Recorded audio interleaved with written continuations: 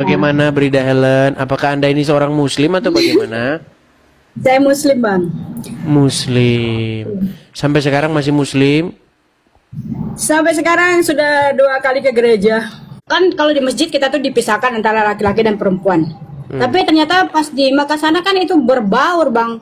Sampai mencium Hajar Aswad itu sampai tabrak-tabrakan. Apa ya? Dempet-dempetan gitu.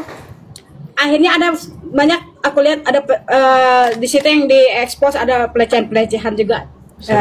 Ya namanya negara lain badannya lebih besar kan. Nah, di situ aku tanya apa artinya pemisahan di masjid sedangkan di sana dibaurkan. Apa maksudnya?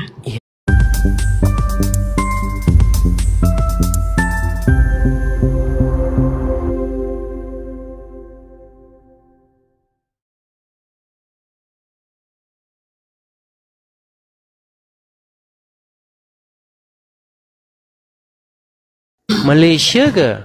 Malaysia? Saya Indonesia, Bang, lagi di Malaysia. Oh, Indonesia lagi di Malaysia. Bagaimana Brida Helen? Apakah Anda ini seorang muslim atau bagaimana? Saya muslim, Bang. Muslim. Sampai sekarang masih muslim? Sampai sekarang sudah 2 kali ke gereja. 2 kali ke gereja, saudara-saudara. Ya, gimana? Tolong bisakah Anda berbagi mengenai kisah hidup Anda? Tapi di sini nggak boleh ngaku-ngaku loh. Anda Aku jadi mau ngomong, Bang, ya, tapi sebetulnya aku takut. Aku mau nggak ngomong apa-apa. tapi aku udah gemeteran. Yang penting bahasanya jangan terlalu, tahu kan orang Islam kan tukang marah-marah. Iya. Gini, di sini nggak boleh ngaku-ngaku loh ya, Kak Brida. Di sini tidak boleh ngaku-ngaku. Coba, Anda menjadi Islam sudah berapa lama? Dari lahir kah? Dari lahir.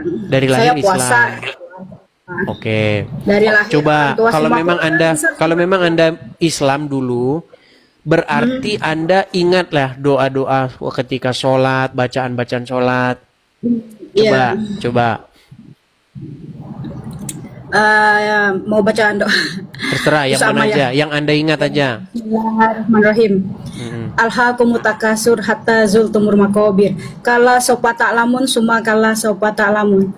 Kala lau ta'lamun na ilmal yakin la tarawun al jahin. Summa la tusaluna yawma izin aninain. Sah.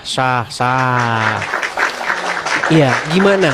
Ini makin banyak saja setiap hari, teman-teman. Setiap hari sekarang sudah mulai bersuara orang-orang yang meninggalkan agamanya Muhammad. Coba Kak Brida, bagaimana ini Kak Brida ceritanya kok bisa dari pengikut Muhammad terus sekarang ke gereja? Silakan. Gini, Bang, ya. Tapi bahasanya yang bagus ya, nanti marah nanti. Sebenarnya ini bukan karena aku ikut dengar Abang. Ini dengar Abang ini baru loh, baru berapa minggu ini loh. Sebelumnya aku sebenarnya dari kecil dari masa-masa SD gitu, SMP, SMA itu berproses. Saya itu diawali dengan hal seperti misalnya kita ada acara pesantren kilat misal di sekolah dulu ya. Nah, suka mengundang penceramah dari luar, dari mana-mana lah. Setiap ceramah selalu menjelekkan agama yang selalu fokusnya tuh Kristen. Nggak pernah agama lain ya, Hindu, Buddha, apa, nggak pernah Kristen. Jadi awalnya seperti mendoktrin kita untuk membenci gitu. Tapi aku jadi nggak respect, kok begini, kok Ustadz ngajarin kok begini gitu kan. Tapi yang namanya orang ustadz lagi kan, kita pun harus percaya ya, sudah terima. Tapi hati menolak, tapi ya dengar aja lah, masuk gitu. Terus guru agama saya dulu pernah, mudah-mudahan gak ada di sini ya, waktu SD, dia mengajarkan tentang riba. Tapi ternyata di luar aku tahu, dapat info dari orang tua saya, ternyata guru agama itu tukang pinjam duit riba, tukang minjemin orang duit riba. Sebagai orang yang ya apa ya istilahnya, ya bandarnya lah, minjemin gitu ya. Nah itu jadi nggak respect juga, teorinya lumayan waktu ngajar, pas kok begitu sih, udah oke lah, lewat. Mungkin ya namanya manusia, mungkin pasti ngajarin yang baik, tapi prakteknya mereka belum tentu mampu. Kemudian ada lingkungan saya lah ya, di ini waktu saya pernah di Indonesia pernah ngajar jadi guru honor. Di situ saya itu mungkin dari seluruh guru yang lainnya tuh pakai jilbab, syar'i panjang-panjang semuanya. Sedangkan aku Islam tapi aku sendiri yang nggak pakai jilbab, nggak pakai apa, seolah-olah ngajar tapi gaya-gaya sekretaris gitu. Jadi nggak pendek juga sih, di bawah dengkul juga. Tapi dicemooh sama guru lain. Tolong udah pakai baju tuh yang rapi sedikit katanya. Ah, emang aku nggak pakai baju kataku. Ada rasa kayak mengintervensi diri aku ya. Maksud aku dulu zaman waktu jadi guru, bukan sekarang. Aku dulu pernah juga jadi guru honor waktu aku kuliah. Dan nggak ada guru-guru zaman dulu sibuk pakai jilbab semuanya, dan masih diterima aku nggak pakai jilbab. Kok di sini pada jadi tiba-tiba jadi muslimah semua gitu kan? Jadi aku merasa terganggu karena aku waktu itu merasa berbeda sendiri, seolah aku sebagai guru yang mencontohkan tidak baik kepada anak murid. Oke, aku berjilbab, jilbab syar'i juga panjang, dan aku kerepotan dengan jilbab ikut-ikutan orang kayak gitu. Hati aku sebenarnya itu udah kita nyangkut di motor bang, itu spionnya juga sennya ketutup gitu ya. Kita sen ke kiri, nggak ada lampunya, yang belakang nggak lihat. Di modalnya besar, setiap aku mau pakai jilbab mesti ikut-ikutan orang panjang-panjang kayak gitu. Sudah pakai dalemannya, ada jilbabnya, bukan harganya murah, mahal semua. Kok jadi ribet kali, kok jadi mahal aku gitu kan. Dan juga aku tengok guru-guru itu yang jilbab, walaupun jilbab panjang, yang namanya ngerumpi di kantor itu. Bapak-bapak aku kayaknya bukan muslim, orang yang alim-alim amat, tapi nggak gini. Ya menurut aku ya gitu. Jadi aku pikir, ini yang bagaimana sih muslim yang sebenarnya ini? Ada lagi membenci anjing kayak teman aku, sok-sokan membenci anjing sampai anjing dilempari. Aku yang teriak-teriak gitu kan, jangan sampai berantem sama dia. Jadi seolah-olah melempar anjing dia masuk surga. Ya karena surga, ini hewan yang haram gitu kan. Iya. Jelmaan setan. Jadi aku banyak hal yang aku tidak cocok. Ini masalah ini apa? Hah?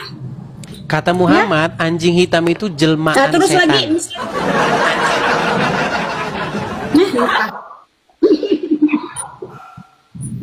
sampai kadang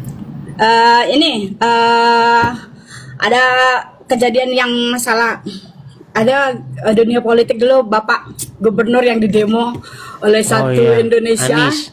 Dari orang-orang berbaju putih-putih. Itu di masjid, sampai sudah rumah saya dekat masjid, dikumandangin pula di masjid. Ini semuanya nanti berkumpul kita ke Jakarta, masalah penistaan agama. Langsung mikir, ini masjid buat apa? Kok tahu nggak masalahnya? Yuk, dunia politik kayak apa? Kok tiba-tiba heboh kayak gini? Jadi banyak hal yang aku kebingungan. Ini agama ngajarin ke arahnya mana sih? Letak kebaikannya itu di mana? Sembahyang, jadi kalau ke sembahyang 5 waktu yang nggak tahu bacaannya ke hati apa enggak, cuma kayak sebuah gerakan-gerakan aja tapi nggak ke hati, menurut aku merasa sudah Islam banget gitu, sudah merasa Islam banget karena itu kayaknya standar ukurannya. Yang aku tidak sehebat mereka gitu, kayaknya aku nih dipandang sebelah mata, tapi kayaknya hati aku nggak sekecil kalian deh, rasanya nggak berpikir sebelah mata dengan orang beragama berbeda. Apalagi dulu bang, aku pernah posisi di bawah posisi yang sangat di titik terendah. Pernah aku di posisi titik terendah. Dan yang menjatuhkan aku dan memanfaatkan aku yang di titik terendah itu justru orang-orang di sekitar aku yang muslim. Dan yang mengangkat aku waktu itu, yang masih menjaga keadaan aku itu justru orang yang non muslim semua. Sampai aku didoakan jarak jauh dengan dengan ya bacaan ini ya, umat Kristen lah. Tapi aku terima aja waktu itu, aku terima. Sampai aku bingung, aduh baru aku mau hijrah pakai jilbab syar'i, kok aku didoain pakai ini, kemana ini? Sampai akhirnya aku nonton Buya Sakur. Nah, Buya Sakur, mataku mulai aku agak terbuka sedikit. Oh, ternyata memang ada keanehan. Ternyata keanehan aku lagi kecil itu bukan karena aku yang pemalas beragama atau aku yang aneh atau apa. Ternyata memang ada yang aneh. Cuma aku nggak ngomong ke keluarga. Aku setiap berdebat sama saudara, aku selalu terpojok gitu. Aku selalu terpojok karena dia menang lebih alim lah gitu kan. Jadi aku posisinya ya lebih banyak sakit hati kalau berdebat dengan saudara gitu kan. Nah itu makanya Buya Sakur membuat aku sedikit terbuka, banyak hal-hal yang ternyata ini. Kemudian aku nonton lagi Abu Marlum, Syarif Karim. Nah, Quraisy Shihab. Itu orang-orang yang respect terhadap agama lain dan bisa ada keseimbangan lah terhadap agama lain, tidak terbojokkan kalau aku lihat. Kalau tak tahu kalau abang, tapi kalau aku pandang seperti itu. Nah, terus lagi ada lagi ustazah, ada perempuan yang dia bukan ahli sih, dia cukup mempelajari agama Islam, dia berjilbab, ibu itu. Saya lupa namanya siapa. Nah, itu pun dia menjelaskan banyak hal-hal yang sebenarnya di dalam ajaran sendiri agama Islam sendiri banyak menekan gitu. Padahal kenyataannya tidak seperti itu aturan. Kemudian terakhir abang ini sering seliweran di beranda aku, cuma aku nggak peduli dulu apa orang-orang ini debat-debat agama, nggak ada ujungnya nanti mereka ini gitu. Tapi nggak tahu di video mana akhirnya aku ketemu, oh ternyata ini dah. Akhirnya aku nonton terus, di situ baru udah deh positif, gua pindah. Gua pindah daripada gua rusaknya awet nanti nggak tahu arahnya kemana. Saya seperti orang yang beragama Islam, tapi gue membenci agama gue sendiri. Bukan membenci ya, tidak respect terhadap agama gue sendiri. Gimana gitu. Selalu setiap berdebat justru menyalah-nyalakan ajaran yang diajarkan ustadz ini. Akhirnya aku bukan membenci, tidak respect terhadap banyak ulama. Itu jelek juga menurut aku. Jadi aku seperti Islam yang munafik gitu kan. Islam yang munafik, jadi Islam yang tidak sejalan dengan ini.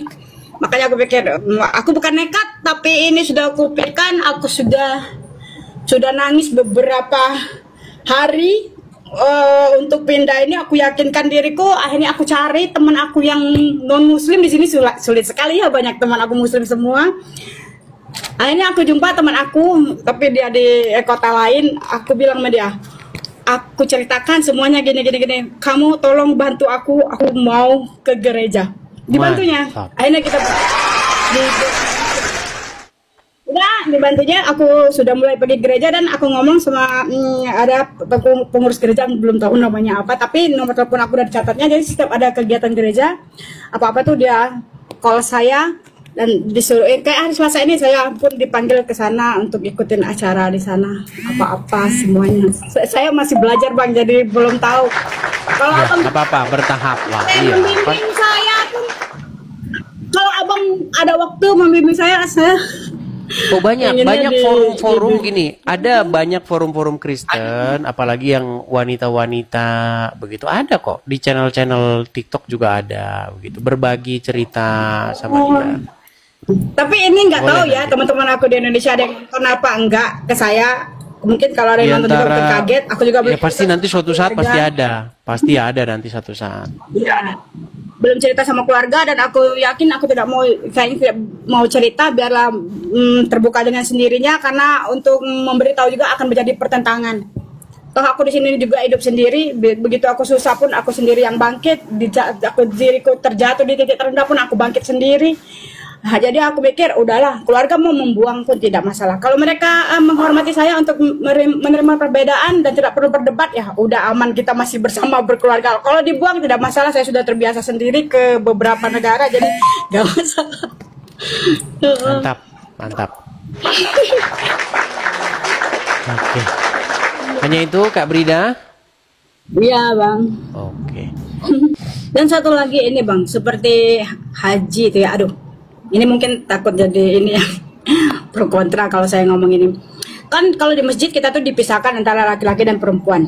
Tapi ternyata pas di Makkah sana kan itu berbaur bang. Sampai mencium Hajar Aswad itu sampai tabrak-tabrakan. Dempet-dempetan gitu. Akhirnya ada banyak, aku lihat ada di situ yang diekspos ada pelecehan-pelecehan juga. Ya namanya negara lain badannya lebih besar kan. Nah, di situ aku tanya, apa artinya pemisahan di masjid sedangkan di sana dibaurkan? Apa maksudnya? Iya, itulah makanya kalau makanya saya bilang perempuan iya.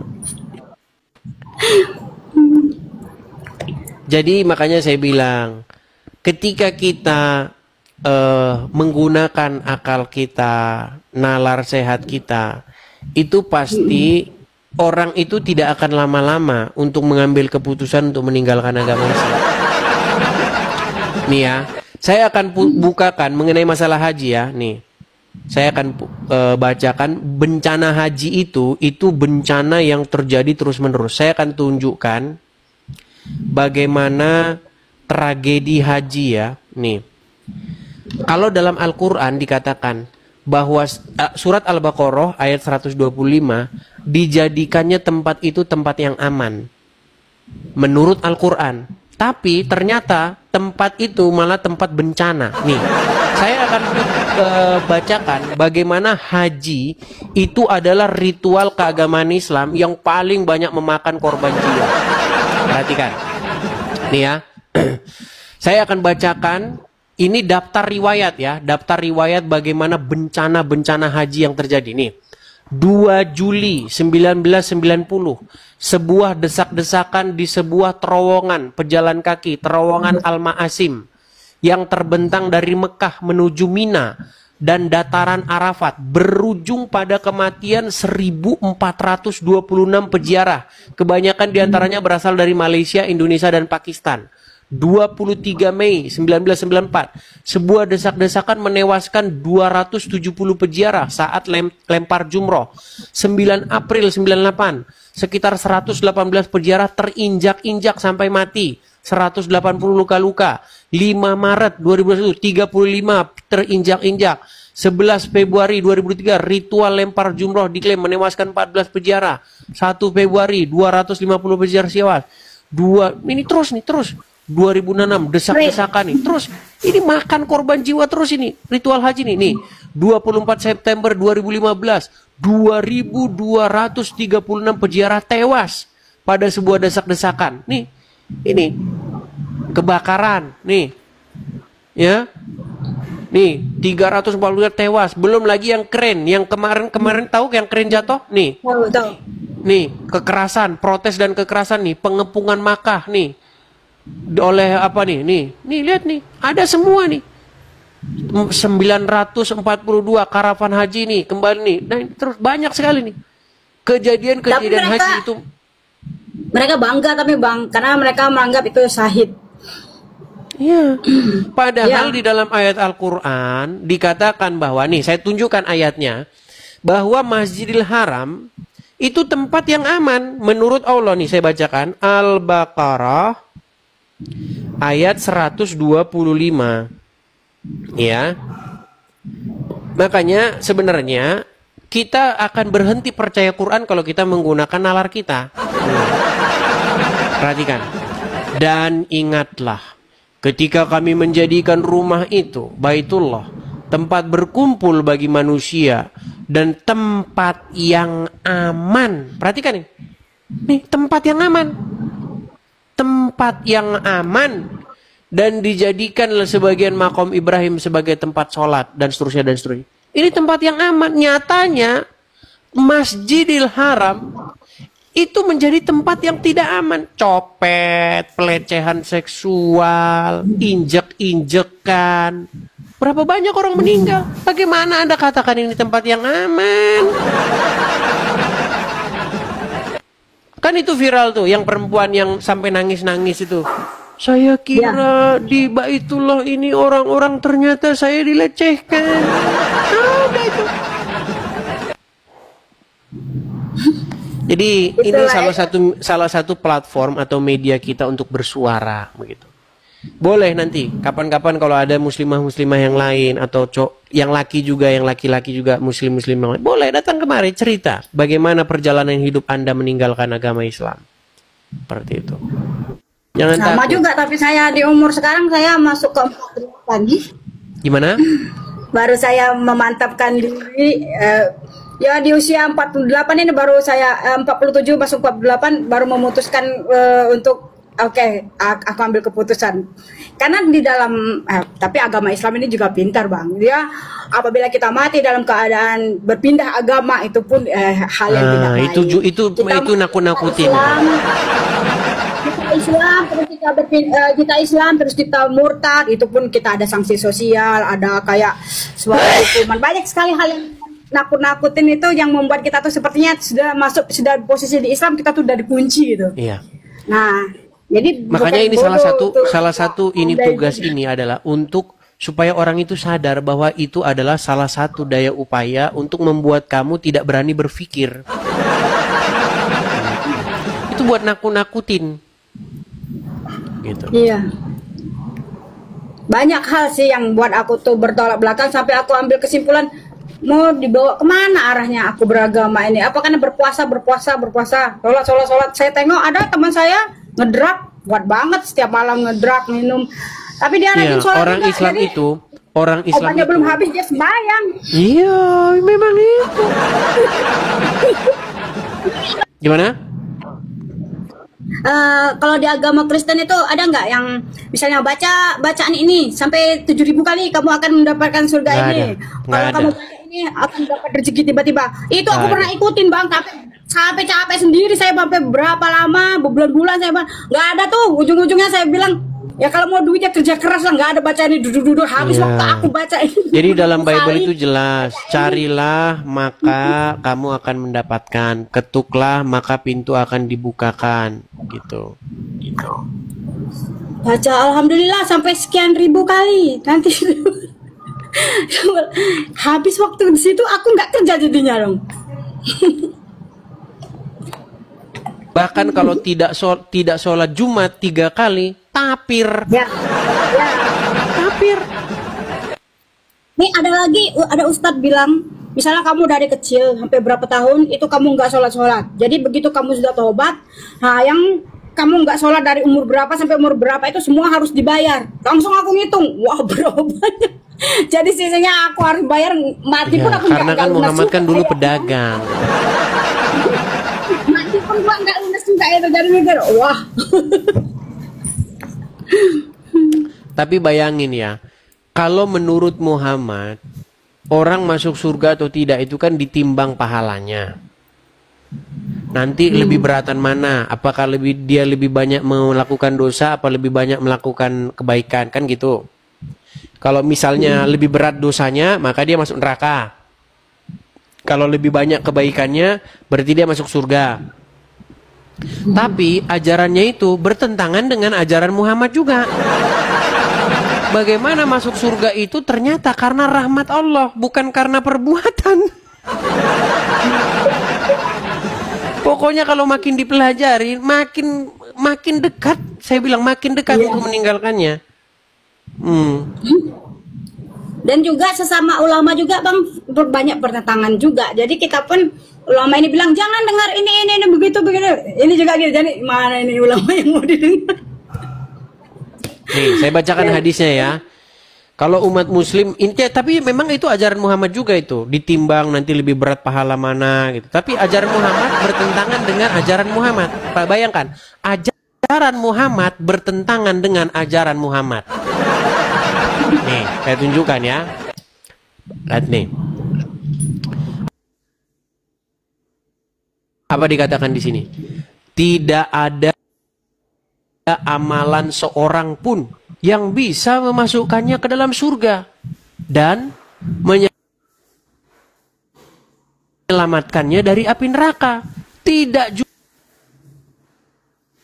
juga denganku. Ini Muhammad yang ngomong. Nih, dalam hadis Jabir bin Abdillah dan seterusnya, Rasulullah atau Nabi bersabda, tidak ada amalan seorang pun yang memasukkannya ke dalam surga dan menyelamatkannya dari neraka. Tidak juga denganku, kecuali dengan rahmat Allah. Ternyata yang bikin orang masuk surga adalah rahmat Allah, bukan karena amalannya. Tapi di hadis-hadis lain, barang siapa yang memberikan ini masuk surga. Barang siapa, kan sering nggak selama kamu dulu dari Kak Brida jadi Muslim, sering nggak dengar? Helen. Barang siapa yang menolong nanti anjing ngasih minum air masuk surga. Barang siapa yang nanti mengerjakan sholat ini, sholat fardu atau apa, masuk surga. Tapi di ayat lain tidak ada amalan yang membuat masuk surga. Makanya saya bilang, ini Muhammad ini memang ini yang sebentar, yang gila ini yang siapa, yang bikin hadis atau yang siapa gitu. Saya pusing sendiri simpulannya. Ning. Gitu loh. Iya ada juga bilang kalau punya anak nanti anaknya mendoakan orang tuanya biar ya yang tertolong lah oleh anaknya. Lah gue yang nggak punya anak, siapa mau doain gue? Bahkan yang nggak mau punya anak kan bukan aku, keadaan tidak bisa tidak memberi saya keturunan. bahkan di dalam Terus siapa hadis, doain aku nanti? bahkan di dalam hadis Muhammad itu menjamin 10 sahabat masuk surga. Sahabat-sahabat yang sudah dijamin masuk surga, Umar bin Khattab, Abu Bakar, sudah dijamin sama Muhammad masuk surga. Sementara menurut ayat ini Muhammad sendiri tidak dijamin masuk surga. Iya, yang ngomong Quraisy Shihab itu. Quraisy Shihab berkata tidak benar. Saya ulangi, sekali lagi, tidak benar. Nah, gayanya Quraisy Shihab kan kalau ngomong begitu nih ya. Saya tunjukkan ya. Nih, Quraisy Shihab. Wow, makasih Pak Agus Ibrahim. Makasih. Quraisy Shihab nih ya. Saya tunjukkan bagaimana pernyataan Quraisy Shihab bahwa Muhammad sendiri tidak dijamin masuk surga. Saya putarkan ya, karena banyak muslim-muslim yang awam-awam nih. Kita tunjukkan kepada mereka ya. Tunjukkan. Saya ada kesempatan untuk bertanya saya ataupun ini ya tentang kemuliaan di sisi Allah Pak Quraisy. Itu kan kalau Nabi Muhammad kan sudah istilahnya sudah dijamin sebagai manusia yang paling mulia yang masuk surga gitu. Nah, untuk kita manusia-manusia yang hidup zaman sekarang ataupun masa depan masa yang akan datang gitu, apakah ada kemungkinan untuk bisa mengejar status seperti itu Pak Quraisy? Paling tidak ya gitu, hampir seperberapanya lah gitu agar kita merasa yakin. Iya, satu hal dulu, tidak benar. Saya ulangi, tidak benar bahwa Nabi Muhammad sudah dapat jaminan surga. Surga itu hak prerogatif. Tidak benar Muhammad dapat jaminan surga.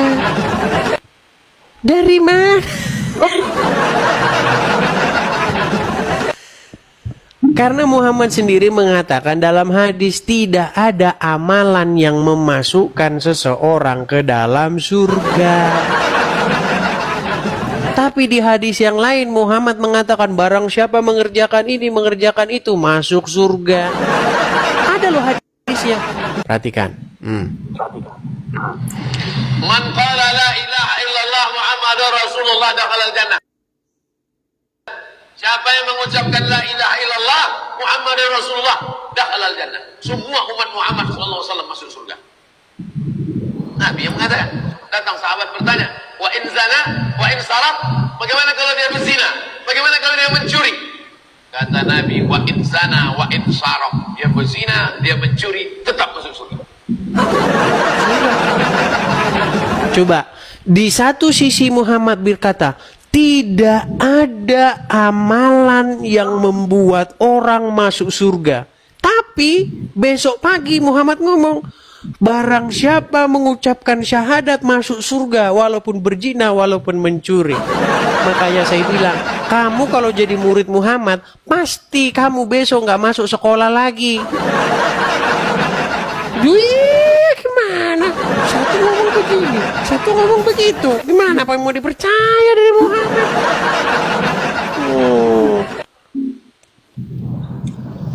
Oke lah, begitu dulu ya, Kak. Ya. Brida, karena sudah jam 2, sudah tepat jam 2. Orang-orang udah pada capek nih, mungkin sudah prepare mau pulang. Begitu ya? Oke, thank you. Sama-sama Kak Brida. Saya turunkan ya.